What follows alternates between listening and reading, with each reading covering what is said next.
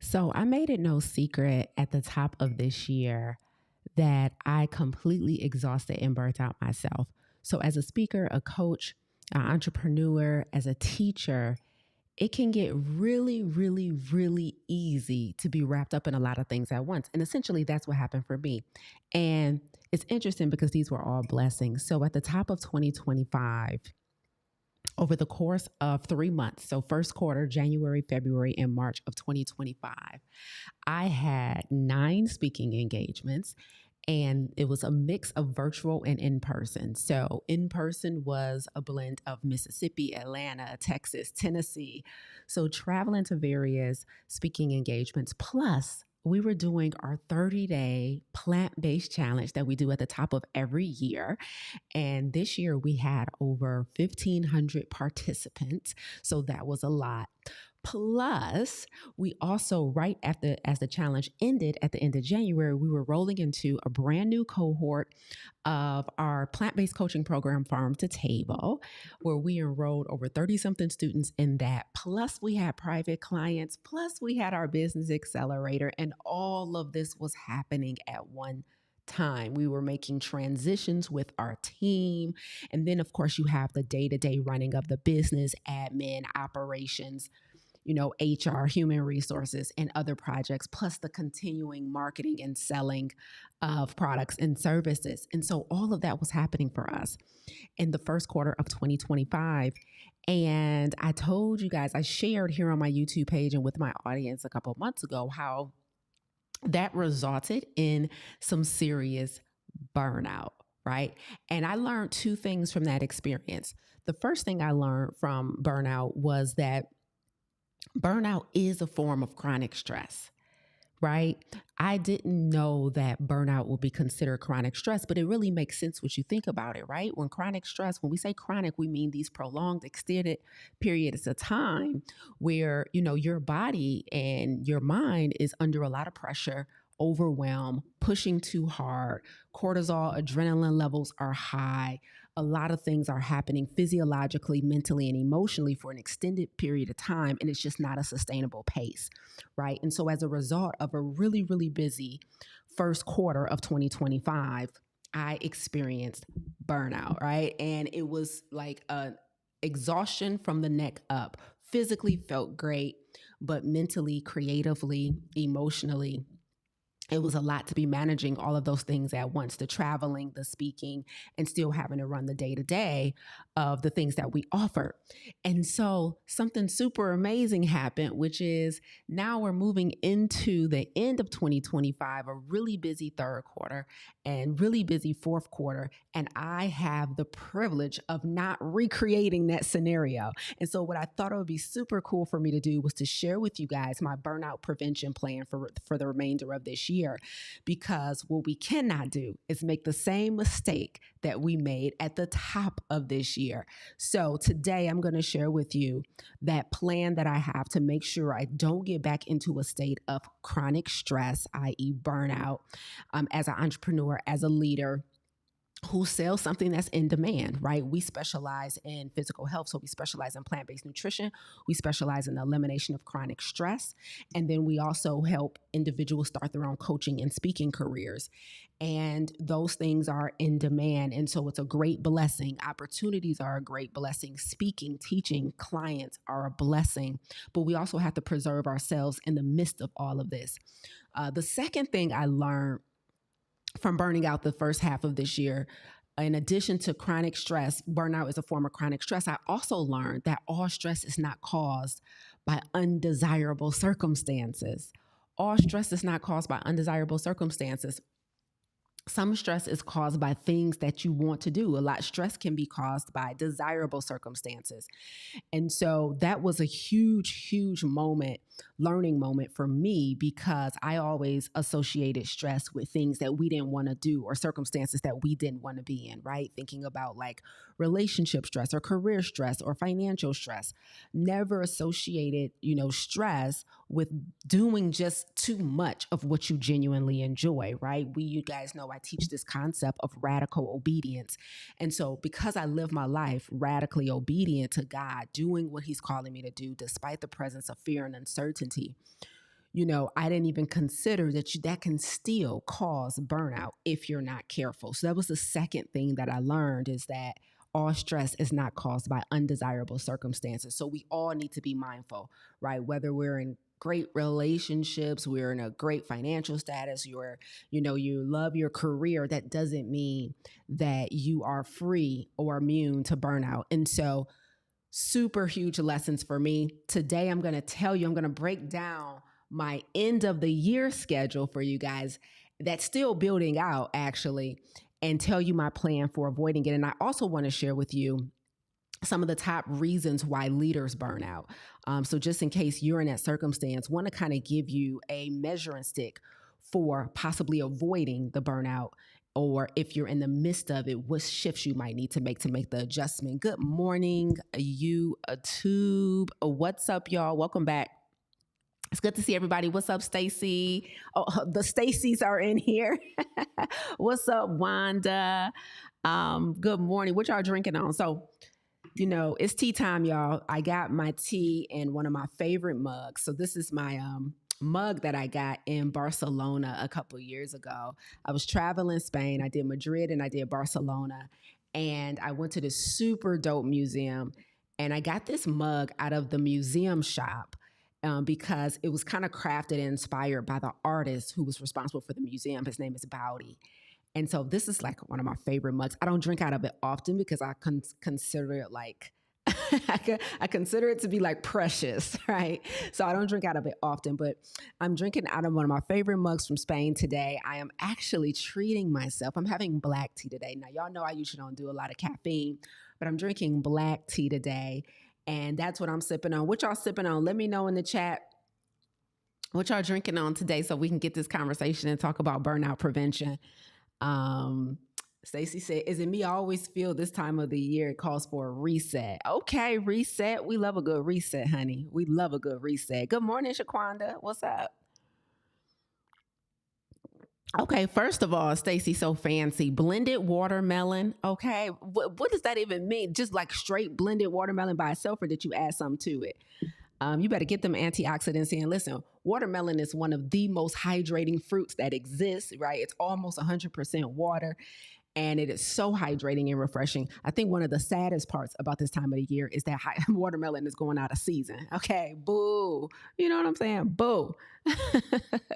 Dr. Andrea, you should have already had your tea ready. She said, let me go make my green tea with fresh ginger. Yes, please. Can we get some anti-inflammatory tea up in here? Lorene drinking on moringa tea. Come on, that's so medicinal. Love good moringa. Stacy got warm lemon water. Let's go. Hydrating. So I had my warm lemon water first. So I already drunk 28 ounces of that. I did that before I went on my workout today. And so now I'm treating myself to tea. But y'all know, those guys who know y'all take our 30-day challenge. We do that at least 25 ounces of water within the first 30 minutes of waking up. So good job, those of you who already hit that water, honey. Let's go. I love it. This is so great. So super excited to talk about my burnout prevention plan. So here's what I want to do first. I thought it would be dope for you guys to hear what could potentially cause me burnout. I want to run down my schedule for the remainder of this year. And this schedule, my schedule for the remainder of 2025 is forever evolving. It's forever a work in progress, right? So I'm not even sure, well, I'm actually 100% sure that this isn't the final schedule. But let me tell you guys why I had to sit down and come up with this burnout prevention plan for the remainder of this year, because things are picking up like crazy, right? So you guys know I speak a lot, and I speak a lot on stress, and I speak a lot on taking care of our bodies and our minds by using food as medicine. But for the next several months, listen to all the stuff that I have to do, and so you guys can better understand why I need a burnout prevention plan. So it's actually starting today. So this afternoon, I'm speaking for the National Black MBA Association, talking about chronic stress, right? And then I actually have an appointment with someone else to potentially speak in September for the Black Women in Clinical Research Organization. So I'll be meeting with her today. But then Next week, I'm speaking for Intel on September 3rd. Now, today's talk, as well as next week's talk for Intel, those are both virtual, right? And so September 3rd, speaking for Intel. Then on September 13th, I'm in Midland, Georgia, speaking at the Unite Women's Conference in Midland, Georgia. I think about 45 minutes to an hour outside of Atlanta. Then the following weekend on September 13th, I'm in Atlanta proper, speaking at the Anchored event with my coach ET and the whole ETA family.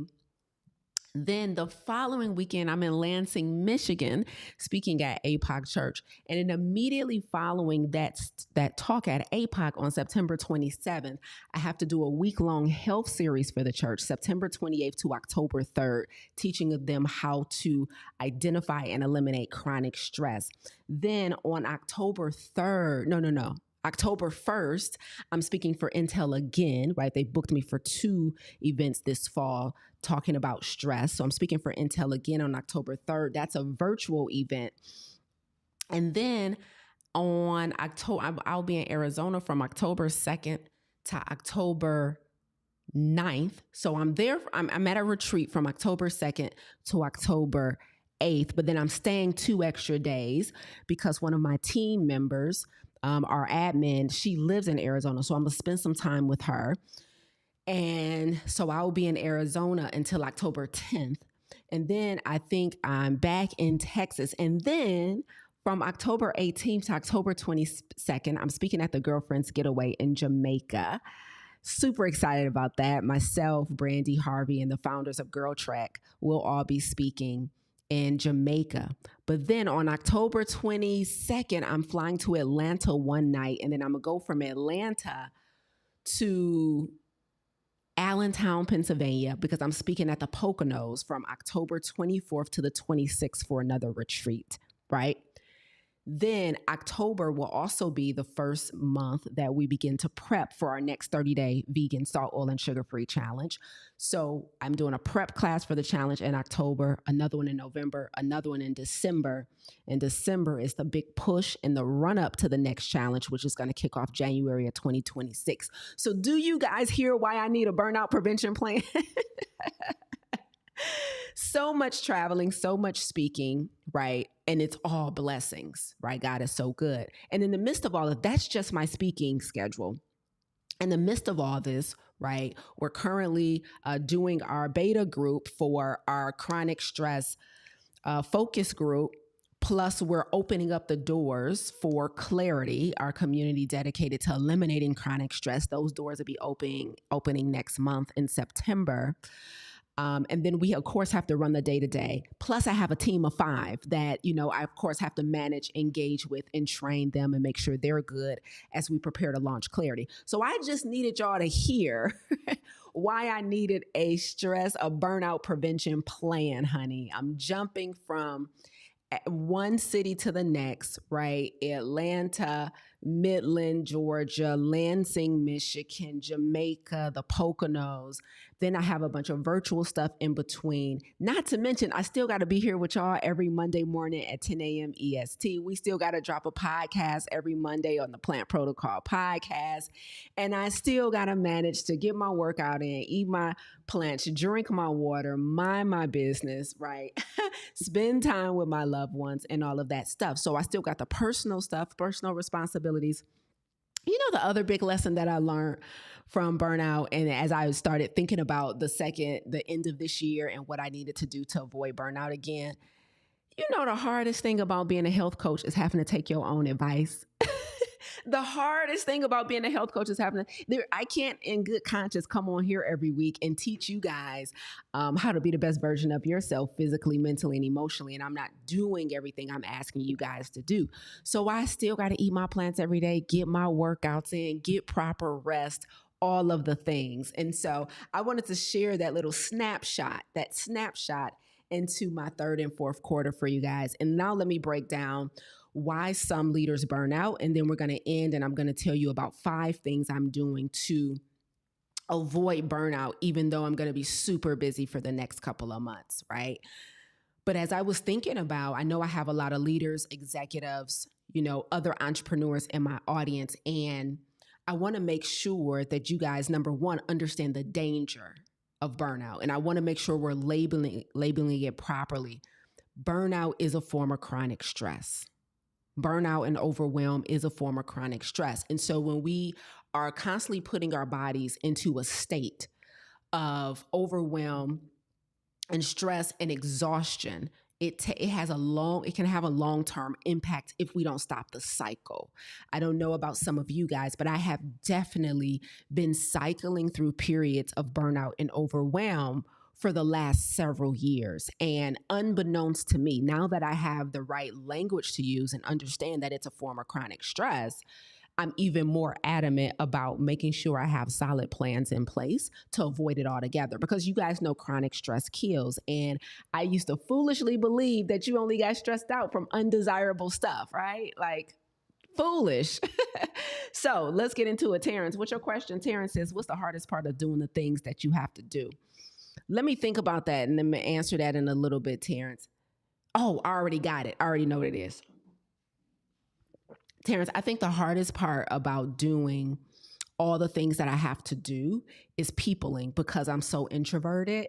And so the thing that kind of zaps me the most is having to engage so much with people, even though I genuinely enjoy it and I've trained my alter ego, right? So when I hit the stage, or when I'm teaching a workshop, or like I said, I'm about to do a week-long series for APOC, like now I'm looking forward to it. But I also, and I'm going to talk about this a little more when I go over my burnout prevention plan. Now that I know that all of the peopling and the engagement with people really takes a lot of energy from me, I now have parameters in place, right? So it's part of my plan. But I will say that's the hardest part. The part that used to be really difficult was all the creativity that was required, because I don't have cookie cutter talks or lectures that I do, right? So I don't just pluck one out of, a library and say, I'm just going to run this back. Like, I like to study the audience that I'm presenting for. I like to study their needs, and I like to create from scratch every time. Like, I like new, exciting content. Of course, a lot of it, some things don't change. Science doesn't change. So there's going to be things that I have to repeat because it's just science or it's just facts. But I also, the thing that used to be really hard about having this many engagements back to back was having to create content for them, right? Because every audience is different. Every organizer might want you to focus on something slightly different and things like that. But that part I enjoy, as long as I make space to give me divine downloads so I can craft my messages properly. So now the hardest part is making sure that I properly manage my energy around all the engagement that I have to do, because I'm naturally introverted, right? So I would say that's the toughest part now. That was a great question, Terrence. Okay, so here's some common reasons why leaders burn out. And I think I have about, maybe 4 or 5 that I want to share with you guys. And the first one is, and this was one for me, right? I've been a victim of this for sure. But the first reason that a lot of people burn out is because of FOMO, right? Fear of missing out. So a lot of times, especially when you're a speaker or a teacher like me, and you have a message and you're passionate about it, you want to get it in front of as many people as possible. You want to be in front of as many audiences as possible. You want to be in front of as many diverse audiences as possible. And then this one for me, you want to get your reps in. Like, I'm so pressed about being a really good speaker, presenter, that I hate missing out on opportunities to do it, because I feel like, man, that's another rep that I could have got in to just refine my craft.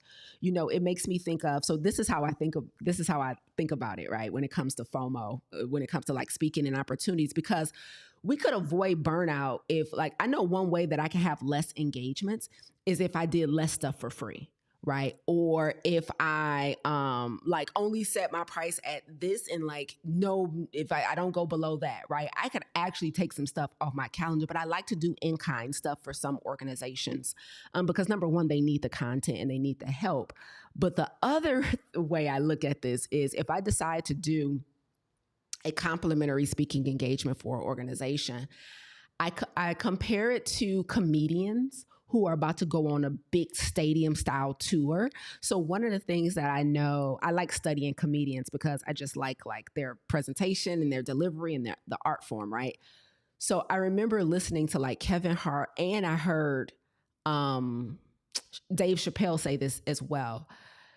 When they are about to go on a big giant tour, like a big stadium tour, selling, thousands and thousands of tickets, one of the things they do to test their material is they start working the smaller comedy clubs again, right? So they go back to like what is it, like a really popular one, the Comedy Store in New York, right? Like they start doing the small clubs again. So they will pop up in the small neighborhood comedy clubs. The comedy club won't make an announcement about it. Like you just got to happen to be there that night. And then Kevin Hart would just come through and do a set. Dave Chappelle would just come through and do a set. I stole that from them. Like, so that's part of the reason why I do a lot of like private, smaller gigs, because I just want to test my material before I get in front of the bigger audiences. And so that's also part of the reason why FOMO has historically been contributed to my overwhelm and my burnout, because I want to I don't want to miss the opportunity to work my craft and in front of real people. Like it's one thing to just practice privately, but this is my version of like doing the small neighborhood comedy club so I can take my stuff to the bigger audiences. So FOMO and the fear of missing out on some type of opportunity, or maybe even money or whatever it is one reason sometimes we get burnt out as leaders and entrepreneurs. We don't want to miss out on opportunity. We don't want to necessarily miss out on money. Or, sometimes we get shiny object syndrome and we like, man, this idea just sounds too good not to pursue, or just sounds too good not to go after. And so that FOMO will get us, right? And so sometimes if you've been a victim of FOMO, which has caused your overwhelm, you're going to have to reel it in. That's one of the things I'm trying to get better at, is when I get inquiries or people who want me to speak and teach, I have to make sure every time I'm managing my energy and being really honest about what I have the capacity to do or not to do, right? And so, for example, the gig that I'm doing today for the National Black MBA Association, when she first reached out to me, she wanted me to come to Charlotte, right? Can you get to Charlotte? Now, mind you, she asked me to speak less than 10 days ago. And she's like, can you get to Charlotte, North Carolina? Because they're having the event at this wonderful country club, like this golf country club. It looks really nice. Send me pictures. I'm like, oh, this is upscale. This is my vibe. Like it's really giving front row behavior.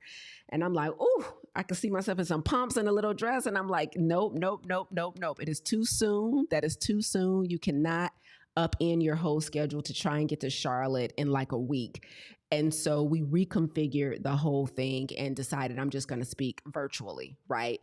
But it's things like that, things that just come up at the last minute. And I'm like, oh, this is super dope. And then the organization, I'm like, the MBA Association, they're my people. I remember how stressed out and tiring it was when I was getting my MBA. And I know what it's like to be Black and ambitious, right? And so, so this is one of those examples where I had to really be careful about managing my energy. So FOMO is a big one. The next reason that a lot of people burn out is because of people pleasing. People pleasing. I'm gonna say it again because some of y'all need to hear it 1,000 times. Trying to make everybody happy. You have a team that you want to make happy. You have family that you want to make happy, right? Maybe I know for me, I have a mentor and a coach, right, that I want to be proud of me. And so when people pleasing goes too far, because I actually believe in a healthy form of people pleasing, meaning I believe there's some people in our life that we should actually be trying to please. And I don't know. I know people pleasing gets a bad rap, just like stress gets a bad rap, just like inflammation gets a bad rap. But a little bit of all of those things is good for us. Like a little bit of stress, acute stress can be healthy. Inflammation is a great thing because without it, we wouldn't know when we cut our finger or sprain our ankle. Like we need some inflammation to tell us where to direct our attention. And the same thing with people pleasing. I believe if you make the right choices in choosing who is worthy of being pleased, God is first, of course, right? Then I believe people pleasing can actually work in our benefit if it is a healthy if it is a healthy type of people pleasing. But we know the overwhelming majority of us, our people pleasing is unhealthy, and that's what causes burnout. Like, we don't want to be perceived a certain way when we don't show up the way society expects us to, especially if you're a leader who's a woman, as a wife or as a mother. I was just coaching a client last week, very successful entrepreneur, and she's texting me from the airport. She's traveling between gigs, and I'm coaching her in her health right now. And she's like, my baby woke up at 2 a.m. calling for me, and I'm dealing with mom guilt. Right. And so you have all of these competing priorities at any given moment, and that can be really tough, right? With deciding what should get your attention and when. And so when you're trying to maintain a label of like great mom, great partner, great friend, great daughter, great kid, plus a great CEO or entrepreneur, plus a great speaker or teacher or coach, it's a lot. And at any given moment, you have to be wise about who you're going to please. So excessive people pleasing is also a cause of burnout. Malika said I can relate to that one. Oh, I think Malika was talking about FOMO. But Stacy said people pleasing, yes, amen. Number 3, the third reason a lot of us burn out is because of poor delegation and the inability to trust others. Poor delegation and/or the inability to trust others with responsibility. Guys, we are communal and we are meant to be interdependent on one another. We have to stop trying to do it all because we want it done our way. We have to stop. So a lot of us have been guilty of once upon a time claiming that we don't have help. A lot of us have been guilty of once upon a time, complaining about all of our responsibilities and all the things that we have to do. However, many of us are lying. It's not that we don't have help. It's that we're not surrendering to the help that we have because we want things done a certain way. We want them done in a certain time frame, and we want them done the way we would do them. Now, if you're an entrepreneur, you know this for sure when you have a team or an assistant or somebody that's helping you. When you outsource something to someone that you have been doing yourself in your business and they just have a different approach and a different way of doing things, that can be a tough adjustment. Same thing goes with your family, right? There's a certain way that you do things and your partner wants to help. Your children want to help. Like my mom, she wants to help. And I had to, she'll be like, where are you speaking at, Lisa? I'm going to come. I'm going to help you set up. And I have to control my control when people want to help me, right? It's not that I don't have help. It's that I don't have a second me that I'm complaining about. But once we finally embrace the fact that you are not going to get a second you, but that doesn't mean that you don't have help, we can stop being so stressed out. Right? We want people to do things exactly the way we would do them. We've habituated ourselves to the things that we do, and we want it to look a certain way. Everybody don't load the dishwasher like you. Everybody don't wash clothes like you. Everybody don't write emails like you. Everybody don't answer phones like you. Everybody don't close deals like you. That doesn't mean you don't have help, and it doesn't mean they can't get it done in an excellent way. We got to become better delegators, and we have to start trusting others with responsibilities. If not, welcome to a life of burnout, boys and girls. Stacey Washington said, guilty as charged. Don't say nothing else, Stacey, because everything you say will be held against you in a court of burnout. You hear me? So we have to become better delegators. And when I go through my burnout prevention plan, I'm going to tell you guys one of the things I'm doing to become a better delegator. But y'all have help. Y'all got help. Man, people be asking us. I know for sure, especially Black women, like people will offer. And it's almost it's almost an automatic response to just be like, no, I'm good. No, I got it. No, thank you. No, it's not. I can't think of anything you can do for me. Meanwhile, we got about 18 million things we need done for us. Like nobody's going to make an appointment like you. But yet and still, we have to start accepting the help that we actually have around us. Okay. We have to. All right. So exactly. Josh said they might do it different. It could end up being better. Facts. But when we don't give people a chance because we just want everything to be done the way we want them done, then we really risk burnout. But we also risk handicapping the people that want to help us. Right. And we can actually do damage to the relationship, whether it's with a team member or family member, by not allowing them in. Right. And so that's something that I have to work on as well. 2 more reasons people burn out, and then I'll run through my prevention plan. Time versus task management. That means most of us are only accustomed to time management. So time management happens after you've made a commitment to something. Time management is a phenomenal skill to have. It's so necessary. You have to be a good steward of your time. However, one of the things that increases the chances of burnout and chronic stress is if you've only mastered managing your time and you haven't mastered managing your tasks. So time management is what happens after you have said yes to a bunch of stuff. So earlier in this episode, I ran down for you guys my schedule for the remainder of 2025, right? That all of that that requires proper time management. Now, task management happens before you give the yes. So task management is when you've mastered the art of assessing your creative, your physical, and your energetic capacity before you make another commitment. So time management happens after you've already committed to a bunch of stuff. Task management happens before you give the commitment.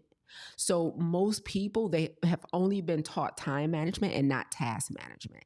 Task management says you're not a yes man or you're not a yes woman, but you're actually really, really wise about what you need and when you need it and what you truly have the capacity for. Because not only am I committed to a life of radical obedience, I'm committed to excellence. And when you live with a spirit of excellence, you understand that if you commit to something that you can't fully deliver on, you're going to compromise the excellence of that delivery, right? And so task management is what happens before the yes. Time management is what happens after the yes. That makes sense, y'all? Okay. So super, super important. Definitely increases the risk of burnout if you're just like, I'm going to say yes to everything. I want to people please. I don't want to let anybody down. And then I'll figure it all out after the fact. And then you're just laying in bed, catatonic, staring at the ceiling, wondering what the heck have you done, right? Okay. So the final reason that leaders burn out is not trusting God. This is a faith move. Being able to navigate a really busy season and a lot of responsibilities at one time seamlessly, or what I call in flow, is an act of faith. If I can flow, matter of fact, y'all gonna watch me flow between all of these speaking engagements and virtual workshops and training and teaching and coaching that I have to do for the next several months, and I'm going to do it in flow. I am determined to do it in flow, but you can only get in flow if you have mastered trusting God, right? Making sure you understand that no matter what, you are not at the helm of this thing, right? I am God's, I'm on the passenger side and I'm letting him take the wheel. And so that means like going to sleep and letting some things be undone because I'm going to prioritize the fact that I'm tired. Right? That means not skipping a workout or not skipping a meal because I all of a sudden believe I'm too busy to take care of the one body and the one mind that got me the opportunity in the first place. Right? Trusting God looks like saying yes to that friend who wants to go out to dinner because you're in town instead of deciding that your relationships don't need to be, you can't afford to pour into them this season because you're too busy. right? It is trusting God means I get to do all the things I need to do, plus the things I want to do, because I have this trust that all things will work out no matter what. I'm not going to feel pressure to overcommit to work responsibilities and undercommit to familial and spiritual responsibilities, right? And so trusting God is a skill set that has to be mastered. It's not something you should be turning on or off, but it's something that we should always be practicing. And so we've been doing these plans in the Bible app focused on trusting God and really learning what it means to trust God. And it's really an act of faith, right? Because busy is a blessing, but burnout is not. And so we have to know the difference between the two. So that concludes the reasons why we might burn out. Let me give you guys finally my burnout prevention plan for the remainder of the year. So I told you guys my schedule. Now I want to share with you what I'm doing specifically. And a lot of this is, of course, really piggybacking off the reasons I just listed. So a lot of it is some of the same stuff, but let me go through it. You guys take notes. Wanda said, ouch, surrender. Man, that surrender is a beast. Let me tell you something. Surrendering is a beast, but we got to do it, y'all. Okay, so burnout prevention plan. Here's the very first thing I'm doing to make sure I'm good. Planning off days around high travel, high creativity, and high peopling. So what do I mean by that? So I told you guys earlier, Terrence asked me a super dope question. What's the hardest thing about doing everything I have to do? And I told Terrence that it was probably the peopling, just because I'm naturally an introvert. And so what I'm doing is I'm looking at my schedule. So what I'm trying to do is every day that I have to speak, especially if it's in person. The virtual stuff is not so bad at all. But if it's in person where I'm going to be speaking and then engaging with a lot of people throughout the day or throughout the event, throughout the weekend, like for example, I'll be in Jamaica speaking from October 18th to the 22nd. I'll be in the Poconos speaking from October 24th to the 26th. So when I have to speak at retreats where it's like multi-day events, multi-speaking, having to do a lot of peopling, I'm planning downtime, meaning nothing on my schedule, ideally the day after the event ends, right? So giving myself that time to refuel. Like if you're naturally extroverted, you probably don't need this as much. I mean, I know everybody can get burnt out from people and no doubt about it, but introverts, we really got to be intentional, right? And so I am literally looking at my travel schedule, and when I have to be really creative, when I have to do a lot of peopling, and when I have to travel a lot, I'm taking that time right after, and like even moving something I would have never done before, which is if I have like a standing client appointment on that day, I'm even requesting, can we move your day this week? Right? Because I want to just do better of being in flow for the rest of this year. And so scheduling time to just be in silence or be alone or, be with my significant other or whatever it is, where it's just like super chill. And I am being intentional about refueling, right? Refueling. So that's the first thing I'm doing. Josh says in person and have to give a hug or kiss a baby. Josh, let me tell you something. I'm talking about stressed. You hear me? Kissing, hugging, fist bumping, answering questions. I love it all. God is good. They're all blessings. Okay. The second thing I'm doing, my burnout prevention plan, and y'all should already know this one is on the list 100%, which is my diet and my exercise.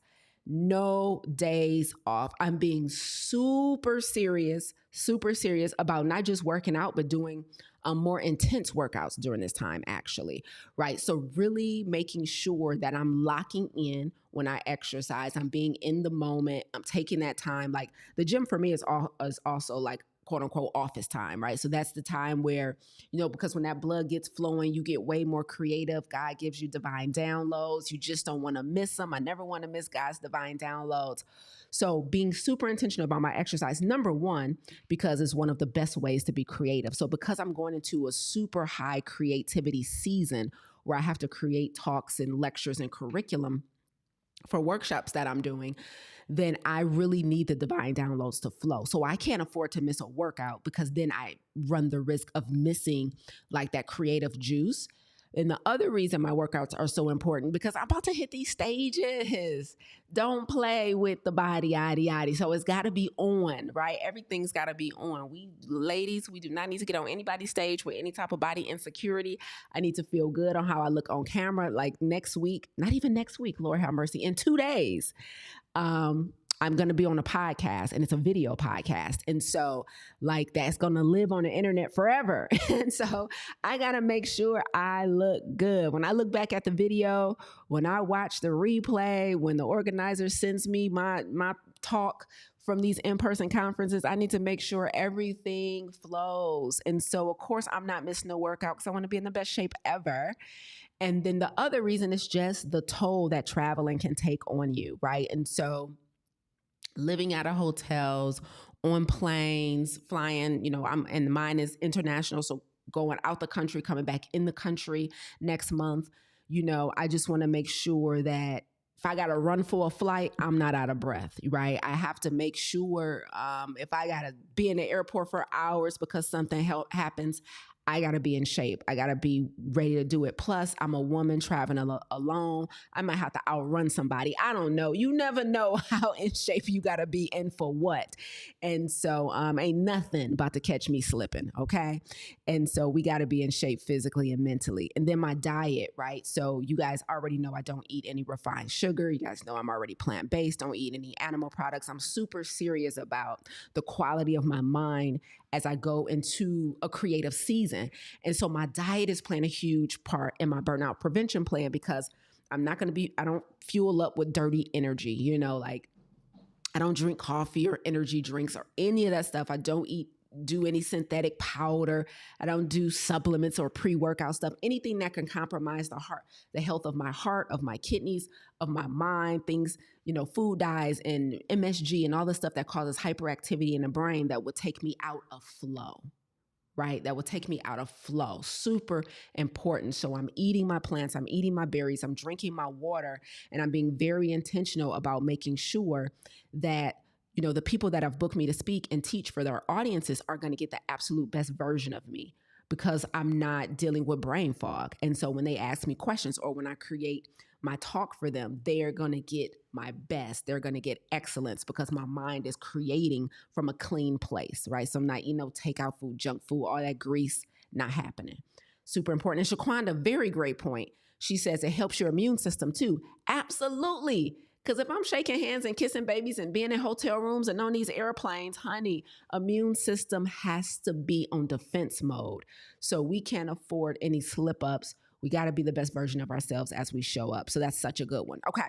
The next part of my burnout prevention plan is I'm looping in my inner circle to shield me. So I have 2 people that are very close to me who I've already told them point blank, I do not 100% trust myself yet to not be burnt out and overcommit to something. And so I have people who I have entrusted with my own burnout prevention plan and told them, like, I need you to help me, right? And so I'm activating my white women tears, okay?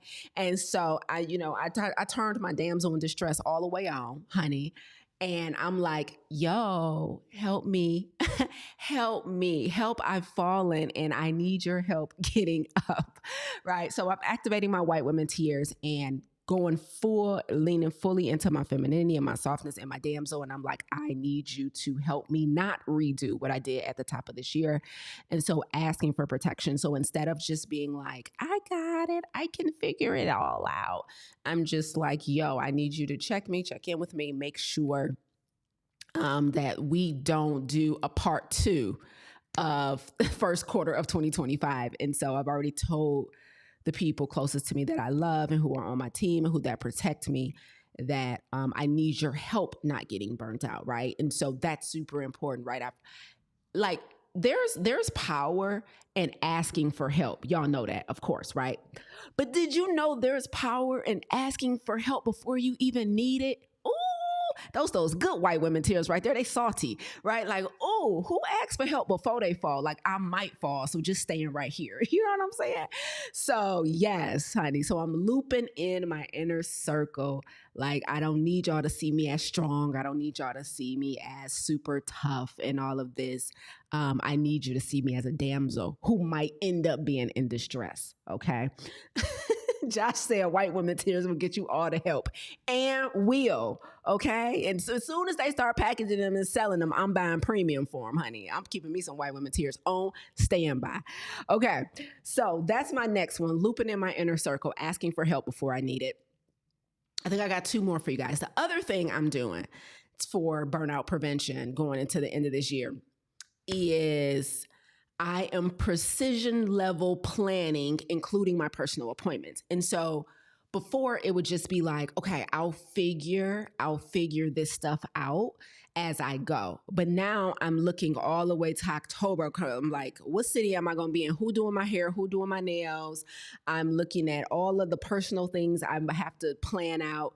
I'm looking at my travel schedule and being very precise, like super precise. Like I'm looking at, I look at the times I book my flights and I'm like, okay, if I get there that late, then it's gonna mess up my sleep, and then that's gonna be compromised. So I'm, for example, not purchasing plane tickets, or if an organizer is buying my flight, like I'm demanding that things are done in a certain way so that it doesn't compromise my ability to rest, my ability to recover, depending on what I have to do or where I have to be next. Like, for example, so I'm in Jamaica, October 18th to the 22nd, right?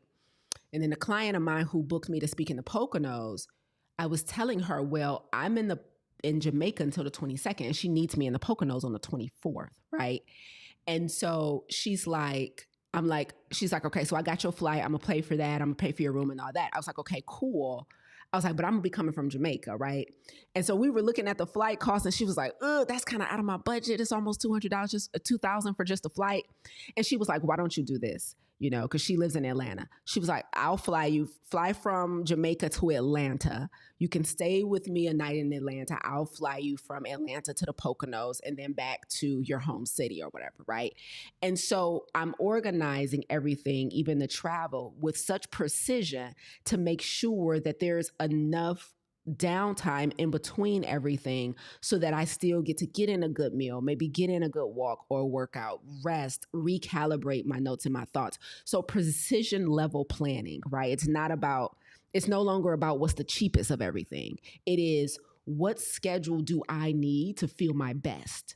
Right? What time do I need to get in there? Like, can I just get a direct flight if possible? Like, what's the nearest city? And then when it comes to hotels, everything is like precision level planning. And that's really important when it comes to my team, making sure they know where I'm going to be and when and what I might need. Right? And so the planning of all of this is being very intently, and I'm doing it with people instead of just figuring it all out myself. So very important. Which brings me to the next one, which is about team, which is training my team and delegating. Listen to this. Write this one down. Here's the next one in my burnout prevention plan. I'm training my team and delegating like someone who's okay with things not being done exactly how I would do them.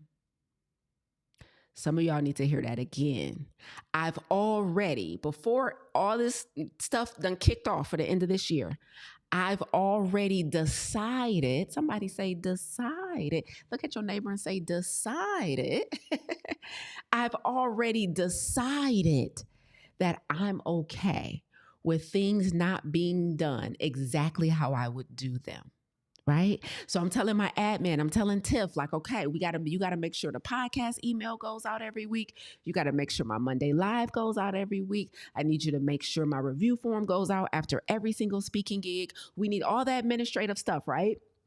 And I've already decided that I'm okay with her doing things the way she needs to do them, as long as they're done within our parameters, right? Within our standard operating procedure. There y'all go. You gotta decide ahead of time that I'm delegating. With delegation, comes another human who has their own pace, right? Who has their own talent and skill sets, who has their own life. So I'm going to give her the deadline of when things need to be done. I'm going to make sure she has as much template and directions as possible. I've already started training my team, all of my coaches. I have 3 coaches that'll be working inside of Clarity.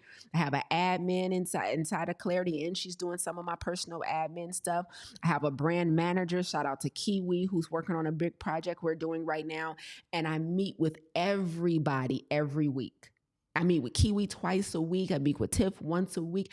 My coaches that I train that work for us, I meet with them once a week. Everybody is in training right now for this next season. And so when you become a leader and you have people who report to you, your customer quickly shifts from the external to the internal. So my priority customer now is my team, and then our clients are next. Right. But my priority is with the people who are working with our clients, working with our customers. And so the training of the team is top priority, and the delegation is top priority. Right. And the deciding that I'm okay with things not being done exactly how I would do them is one of the best burnout prevention strategies you could ever adopt.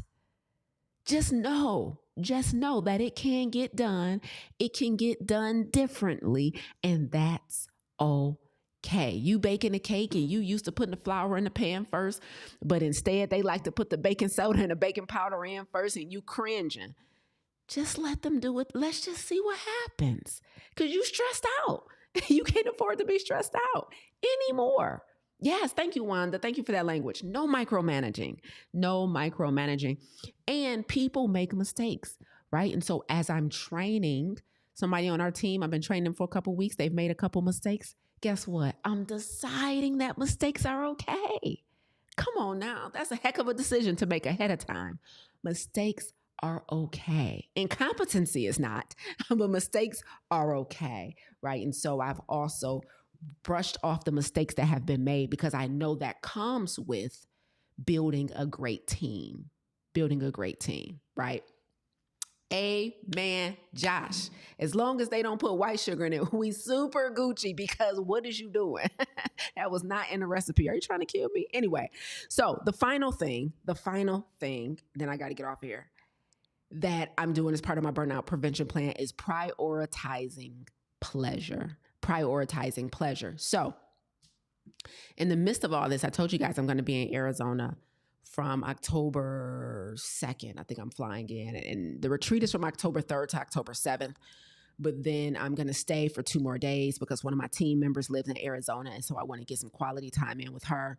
Anytime I'm in one of my team members' city, I like to spend time with them. So a few weeks ago, I was in New York, and so I spent some time with our Coach Carmel, took her out to dinner. And so I think, again, because our team becomes our number one customer when we're leaders. And so anytime I'm in one of their cities or close by, I like to invite them if I'm speaking somewhere, or I like to spend time with them. But I'm in October 3rd through the 7th. I'm at a retreat in Arizona. But that retreat is for personal relaxation. So it's a vegan, plant-based retreat that I'm super excited about. And it's actually downtime in the midst of the chaos, right? And so prioritizing pleasure is super, super important. Sometimes we do it after the busyness. We're like, oh, as soon as all of this is over, I'm going to take a vacation, or I'm going to take a week off, or whatever. But I'm like, let's just see what happens if we drop pleasure in the middle of the chaos. So I'm actually going to be spending, 5 days in Sedona, just exhaling for a minute before I head to Jamaica and then the Poconos and do all of that stuff. And so prioritizing pleasure in the midst of everything, right? So that's something you can adopt for yourself as you're looking at what's coming up and thinking, man, I'm just going into this really busy space, and just assuming that you don't have the luxury or the freedom to make time for some stuff that you enjoy in the midst of it is wrong. Not to mention, I'm going into a season where a lot of people close to me, it's their birthday. Like my best friend's birthday is coming up in November and all of this stuff, and we'll be planning stuff. And my birthday is coming up at the end of October, and I'm not letting any of it go. Like, I plan on being just as serious about enjoying those personal things, personal holidays, personal days, friends and family, as I am about the priorities, the work obligations. And so prioritizing pleasure, I started doing that many years ago when we were teaching Farm to Table, our plant-based coaching program, like 3 to 4 times a year. At that time, I was like, okay, I'm planning something before and after every semester just to make sure I'm rested going in, and then I have a decompression period coming out. And so I've been prioritizing pleasure for years and making it a serious thing that I commit to, because it can be very dangerous to just think we're just going to work, and just like a half a off day or just a single off day is going to be enough. It's often not when you're doing that much pouring out. And so that is my burnout prevention plan. I hope that was helpful for one or two of you. I don't think I have time for takeaways and Q&A today. If somebody wants to drop something in the chat really quickly, you can. If you have like a pressing question about my burnout prevention plan that I shared, I'm happy to answer it really quickly. And if you haven't already, click the link that's pinned in the show notes. I keep saying show notes on here. That's pinned in the comments to take our mini stress assessment. So one of the things we're doing to help people recognize whether or not they're dealing with stress, chronic stress, burnout, is we created a science-backed assessment based on what's the scientific evidence is showing are the top markers of stress, physiologically, behaviorally, lifestyle-wise. And so we've put that all into a mini assessment for you. And so click the link in the comments to take our mini stress assessment over at Clarity. It will be a great place for you to start to get an idea of whether or not things are getting out of hand for you, because burnout is a form of chronic stress. And then once you take our mini stress assessment, you have the opportunity to get on our wait list for Clarity. That's going to open up next month. It's our third iteration of Clarity. And I'm super excited about walking entrepreneurs, leaders, you high-performing individuals through eliminating chronic stress, that we can all do this collectively and make it a thing. We have to stop embodying stress and start embodying peace. And so I have a special framework and system that I use to help you guys do that. So click the link in the comments, take our mini stress assessment to kickstart that journey for yourself. It doesn't cost anything, but we need to know where we stand with this stuff. Let's see. Wanda says, when is your birthday? I'm the day before yours, Wanda. You're on Halloween. I'm on Angels Night. So October 30th, hence my middle name. Stacy, the power in asking for help before you need it. Come on now. The word power sticks out to me. Asking for help is not a weakness for me, but I am going to see it as a privilege that I can even have those I can ask. You are 100% correct. It's a privilege to have people that you can ask for help from. Super dope. Okay, this was great, guys. I hope you guys enjoyed it. I'll see you back here next Monday for another Monday morning keynote with yours truly. And of course, I will keep you guys posted throughout the remainder of this year on how I'm doing with my burnout prevention plan, what's going well and what's going even better. You know what I'm saying? Hey, Scorpio Rules says, Jeff's returned from 7 days in Sedona. I'm still suspended. I love it. I love it. Sedona is so beautiful. Every time I go there, I'm just like, oh, God is amazing. Okay, y'all enjoy the rest of y'all day. It's been super fun. I will see you guys next Monday, and share this with somebody who needs a burnout prevention plan and doing too much. Okay, tell them to start trusting God if they don't do nothing else. Bye, y'all.